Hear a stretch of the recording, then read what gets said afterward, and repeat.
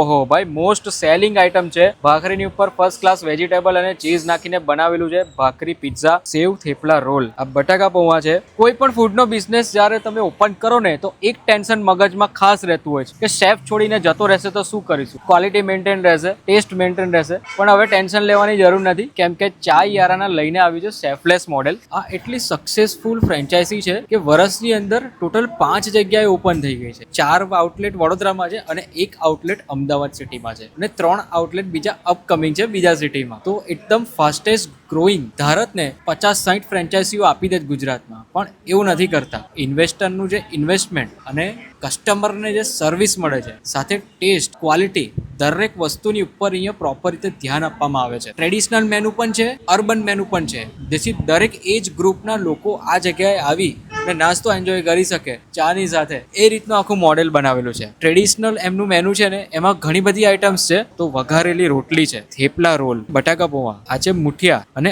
Urban મેનુની વાત કરીએ ખાસ તો જે જેન્ઝી લોકો પ્રિફર કરતા હોય છે જેમ કે samosa, fried momos, vegetable sandwich, misal pav, pasta, khichu. કસ્ટમરને પણ ફાયદો થાય કેમ કે આ બધી જ વસ્તુ છે ને તે બહુ વેલ્યુ ફોર મની છે અને ઇન્વેસ્ટરને પણ એક રીતે ફાયદો થાય કે એમનું જે ROI છે તે મિનિમમ મંથમાં કવર થાય. નાનો છોકરો હોય કે 70 વર્ષના દાદા હોય, બધા જ એજ ગ્રુપના લોકો અહીંયા આવીને નાસ્તો એન્જોય કરી શકે એ રીતની ફ્રેન્ચાઇઝી છે. ગુજરાતમાં અપકમિંગ અલગ અલગ ડિસ્ટ્રિક્ટમાં એક્સપાન્ડ થવા માટે જઈ રહી છે. જો તમારે આ ફ્રેન્ચાઇઝી પરચેસ કરવી હોય તો એનું જે મિનિમમ અમાઉન્ટ હોય છે 15 લાખ રૂપિયા, જેની અંદર મોસ્ટ ઓફ બધી જ વસ્તુ કવર થઈ જાય છે. ફ્રેન્ચાઇઝી રિલેટેડની કોઈ ઇન્ક્વાયરી કરવી હોય તો સ્ક્રીન ઉપર નંબર રિફ્લેક્ટ થાય છે, એની પર જઈને તમે કોન્ટેક્ટ કરી શકો છો. આ વિડીયોનો રેફરન્સ પણ તમે આપી શકો છો. ચાય યારાના વડોદરા.